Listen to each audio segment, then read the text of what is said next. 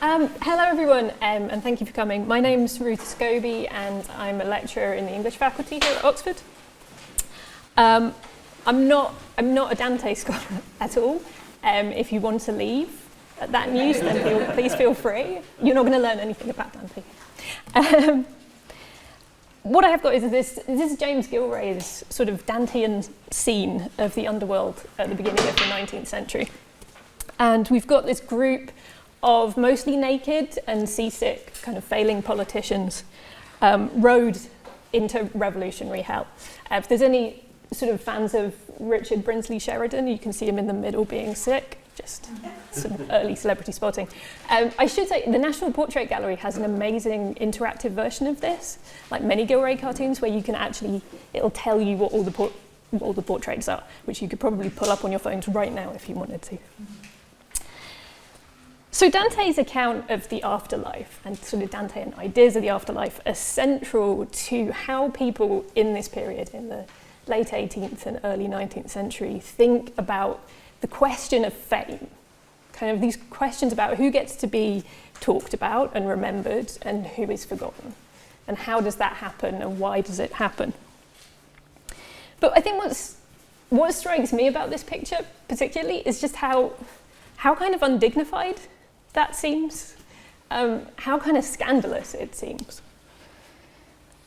These kind of naked bodies of modern celebrity politicians, potentially like the bodies of contemporary, our own celebrity politicians, don't exactly live up to classical heroic ideals. And for me, that might be explained by a particularly modern detail, and one which Dante himself wouldn't have recognised, which is the presence of newspapers. So floating alongside this boat on its way into hell is the Morning Chronicle and the Oracle, which are both contemporary London daily papers. And up in the corner, we can see the sort of harpy-like form labelled Morning Post, which is shitting on the boat from the sky. So for Gilray, fame by 1807 is no longer about kind of Dante's epic poetry or classical tradition. Who gets to be remembered, who gets to be talked about, is about the mass media. And particularly, it's about the newspaper.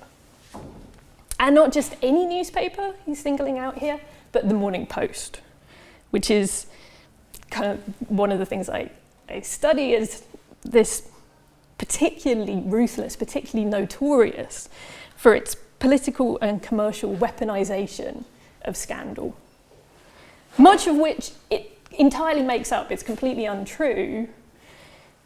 And it does that not just to sell papers, but also to boost the reputations and careers of its friends, and in this case, to destroy or at least to harm its enemies.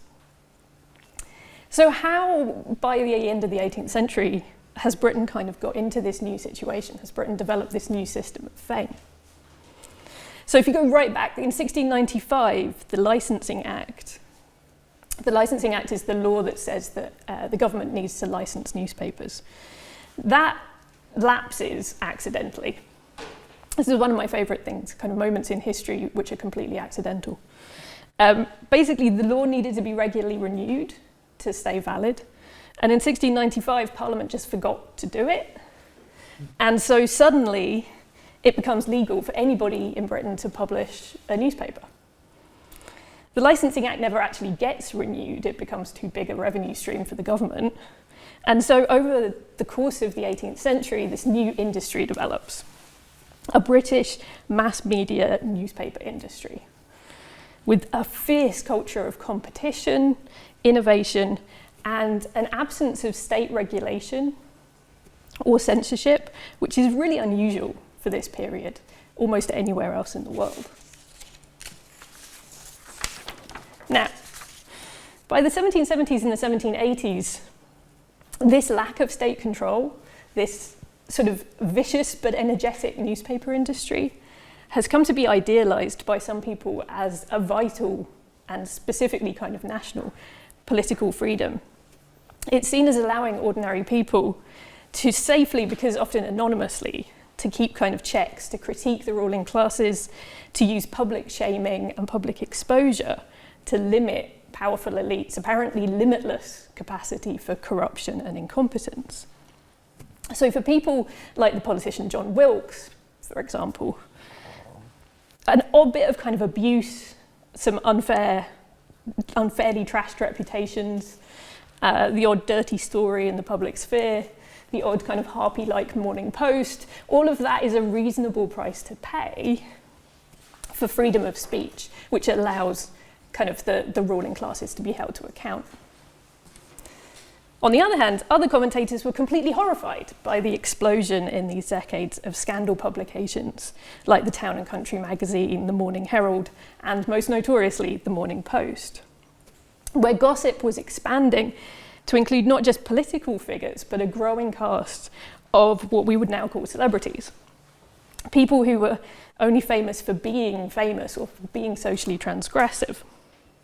In these dirty avenues to fame, George Crabbe writes in a poem called The Newspaper, quote, "Scandal wets her quill, slander shoots unseen wherever she will, fraud and falsehood labour to deceive, and folly aids them both, impatient to believe."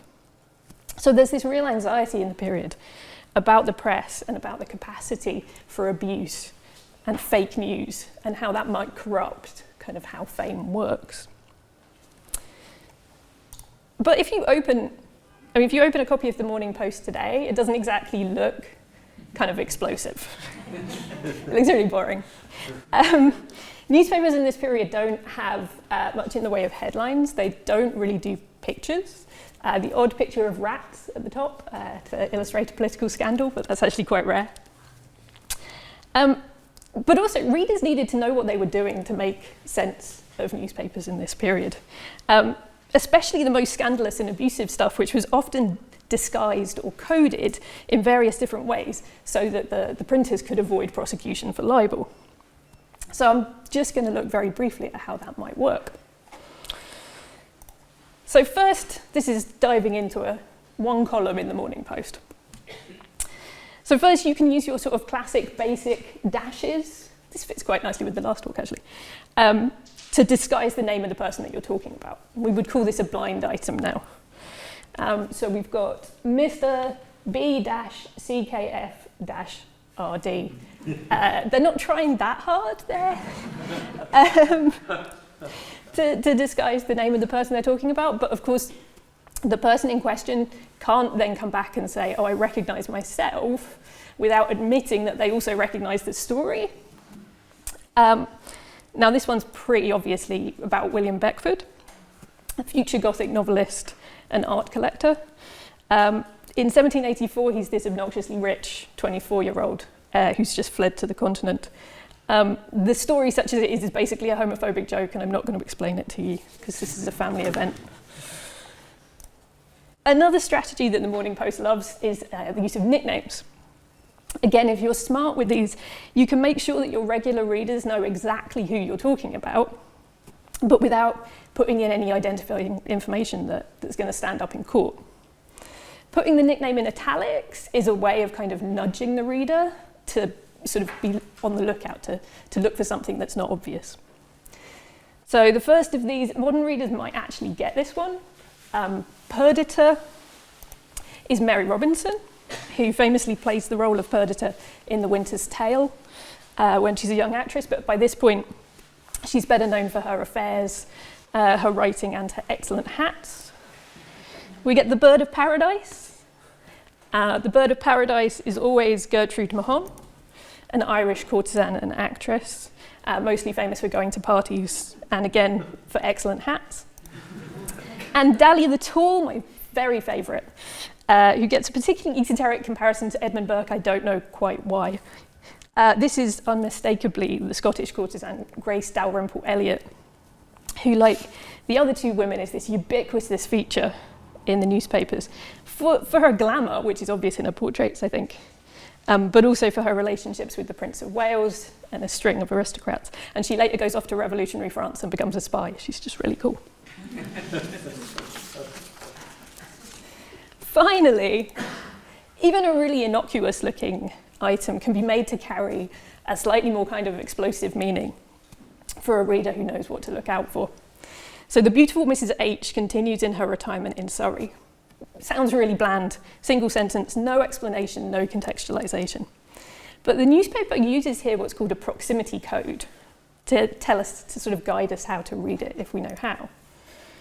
So if we look further down in the same column, there's two apparently completely unrelated reports, which the newspaper editor expects us to put together with this one to make his meaning clearer.